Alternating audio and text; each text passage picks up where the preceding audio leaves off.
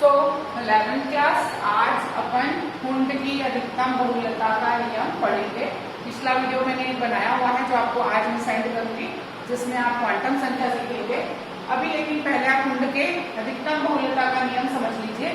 कुंड के अधिकतम बहुलता का नियम ये बोलता है कि किसी भी परमाणु के कक्षक में जो इलेक्ट्रॉन भरे जाते हैं वो पहले समान ऊर्जा के कक्षकों में एक एक इलेक्ट्रॉन जब भर जाएंगे तभी उन कक्षकों में युग्मन प्रारंभ होगा।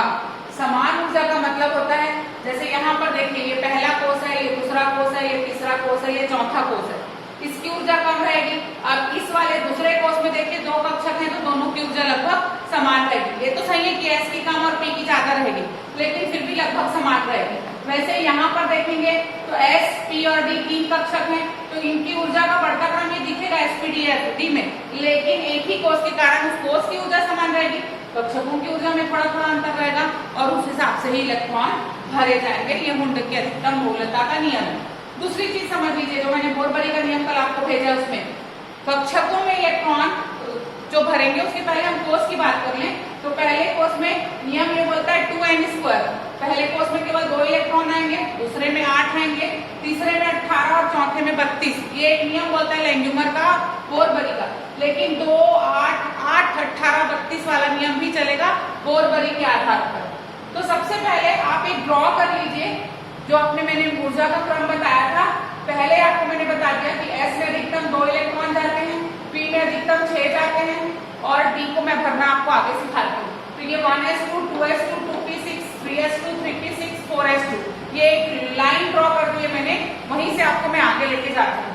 अब आते हैं अपन हाइड्रोजन में। हाइड्रोजन का जो परमाणु क्रमांक है वो 1 है, तो यहाँ जो मैं लिख रही हूँ वो बोरबरी वाला लिख रही हूँ, 1 है तो 1 ही आएगा। ये हो जाएगा, आप जब इलेक्ट्रॉनिक विन्यास करेंगे तो यहाँ पे लिखेंगे आप 1s1। 1s1 लिखते ही आप पहला कक्षक बनाएंगे और उसमें एक इलेक्ट्रॉन भर देंगे। ये दोनों ही बनाना है आपको, ये और ये दोनों चलेगा इसमें कुंड में ना। उसके बाद हीलियम में होते हैं कोई 2 इलेक्ट्रॉन, यहाँ आपने लिख लिया केवल 2, पहले ही कोष बस चल रहा है, तो ये हो जाएगा आपका 1s2 और यहाँ पे ये एक इलेक्ट्रॉन ऐसा आएगा और ये एक इलेक्ट्रॉन ऐसा आएगा। हमेशा एक इलेक्ट्रॉन ऊपर की दिशा में और एक इलेक्ट्रॉन नीचे की दिशा में, एक क्लॉकवाइज और दूसरा एंटी क्लॉकवाइज। स्पिन अलग अलग होती है, मैंने क्वांटम नंबर में समझाया। उसके बाद आया लिथियम। ये लिथियम में 1s2 क्योंकि 3 इलेक्ट्रॉन आ गए और 2s में 1 हो गया। वहां देखते जाइए 1s में जैसे ही 2 हुआ 2s2 हो गया। अब 2s के बाद नीचे बेरिलियम में आएंगे तो 2s2 होगा। उसके बाद मैं बोरॉन बताती हूँ आपको। बोरॉन में 5 इलेक्ट्रॉन है, अगर आप उससे चलेंगे तो 2 और 3 इलेक्ट्रॉन दिख रहे हैं, पहले कोष में 2, दूसरे कोष में 3 अधिकतम। यहाँ पे आप लिख रहे हैं 1s2, 2 इलेक्ट्रॉन आ गए, 2 में भी ऐसे तो 2 ही आएंगे, बचा हुआ एक इलेक्ट्रॉन पी में जा रहा है जो पी के पहले कक्षक में जाएगा। बोरॉन के बाद कार्बन की मैं बात करूं तो कार्बन में ये पूरा शुरू का सेम रहेगा, पी में 2 आ जाएंगे और नाइट्रोजन में पी में 3 आ जाएंगे, 1, 2 और 3। लेकिन सबसे बड़ी बात क्या हुई मालूम है आपको कि एक इलेक्ट्रॉन पाने के बाद दूसरा इलेक्ट्रॉन इसी कक्षक में नहीं गया है, बल्कि वो अगले कक्षक में गया है।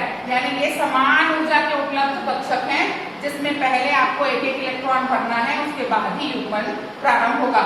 एस में वो चीज आपको नहीं दिख रही थी, लेकिन पी में स्पष्ट दिख रही है कि पहला इलेक्ट्रॉन पीएक्स में जाएगा, दूसरा पीवाई में जाएगा, तीसरा पीजेड में जाएगा। जब इनमें एक एक इलेक्ट्रॉन भर दिए जाएंगे उसके बाद ही इनका युग्मन यानी चौथा, पांचवा और छठवां इलेक्ट्रॉन यहाँ आएगा।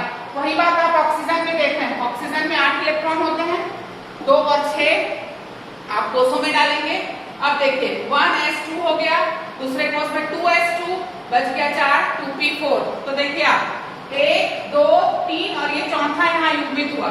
ऑक्सीजन के बाद फ्लोरीन में जाएंगे, जहां 9 होगा पूरा सेम रहेगा, केवल ये 1, 2, 3, 4 और ये 5 होगा। और नियॉन में आएंगे तो फिर वही बात, ये 1, 2, 3, 4, 5 और ये 6।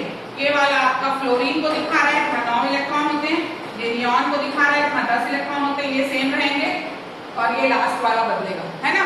तो इस तरह से आपको तत्वों के इलेक्ट्रॉनिक विन्यास से 2 कोष तक करें, फिर तीसरे में जाएंगे तो फिर इतना 2 भरेंगे, फिर 3p भरेंगे, फिर 4s पहले भरेंगे ऊर्जा में और फिर 3d में जाएंगे जहां 21वां वगैरह वाला आएगा, वो मैं अभी आपको दिखा रही हूँ 21वां में कैसे भरना है।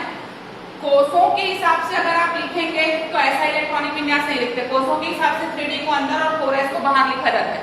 लेकिन अफवाओं के ऊर्जा के क्रम में लिखेंगे तो 4s को पहले और 3D को बाहर लिखा जाता है। दोनों ही सही माने जाते हैं। कुछ लोग कोष के हिसाब से इलेक्ट्रॉन भरते हैं और कुछ ऊर्जा स्तर, लेकिन इलेक्ट्रॉनों के भरने का क्रम ऊर्जा स्तर पर ही आधारित है। अब मैं आपको बता रही हूँ स्कैंडियम जो होता है वो होता है 21। तो आपको क्या करना पड़ेगा, 1s2 2s2 2p6 3s2 3p6 4s2 और 3d में आएगा 1 और 1 से 10 तक आपको भरना है जिंक तक। ये हो गया आपका 4s2 और ये 3d1 है, आप गिन लीजिए, ये 10 और ये 10 20 और ये 21 इलेक्ट्रॉन। ठीक है, तो इस तरह से ये भरेंगे। दो अपवाद में केस आते हैं, एक आता है आपका क्रोमियम जहां आपके कुल 24 इलेक्ट्रॉन होते हैं क्रोमियम में, तो ये हो जाता है 1s2 2s2 2p6 3s2 3p6 3d को मैं अंदर में लिख के दिखा रही हूँ, 3d में 5 हो जाएगा और 4s में 1 हो जाएगा। क्लियर, तो ये देखिए ये 10 और ये आपका 10 और 8 18 19 और 19 5 24। तो ये D5 क्यों हुआ, जैसे ही कक्षक अर्धपूरित होने के लिए होते हैं तो उनके ऊर्जा का स्तर कम हो जाता है और स्थायित्व को बढ़ाने के लिए, स्टेबिलिटी को बढ़ाने के लिए इसको 5 इलेक्ट्रॉन दिया जाता है और बचा हुआ 1 इलेक्ट्रॉन s में जाता है। ये अपवाद है, ये अपवाद है और ये अपवाद इसलिए है क्योंकि s की ऊर्जा यहाँ कम ज्यादा हो गई है d से और d की ऊर्जा कम हो गई है। फिर से समझिएगा, स्कैंडियम में 1s2 2s2 2p6 3s2 3p6 4s2 3d1 हुआ। क्रोमियम और कॉपर ये दो अपवाद है, क्रोमियम 24 है, 1s2 2s2 2p6 3s2 3p6 3d5 and 4s1। 3d को अर्धपूरित होने वाला है, इसलिए ऊर्जा कम हो जाएगी, स्थायित्व बढ़ जाएगा, इसलिए यहाँ इलेक्ट्रॉन अर्धपूरण किया जाता है और 1 इलेक्ट्रॉन बचा हुआ s में डाला जाता है। सेम कॉपर में होगा 3d10 और 4s1 जो आप अपने घर में कॉपी में पूरा बनाएंगे। परमाणु क्रमांक 1 से 36 तक के इलेक्ट्रॉनिक विन्यास आपको ऐसे ही लिख के बनाने हैं। ये बहुत इंपॉर्टेंट पोर्शन है इस चैप्टर का और उसके बाद एक क्वांटम संख्या वाला वीडियो मैं भेजने वाली हूँ, वो पढ़िएगा इसको पढ़ने के बाद। ठीक है, और ये चैप्टर यहाँ खत्म होता है, हम अगले चैप्टर में चलेंगे। Thank you.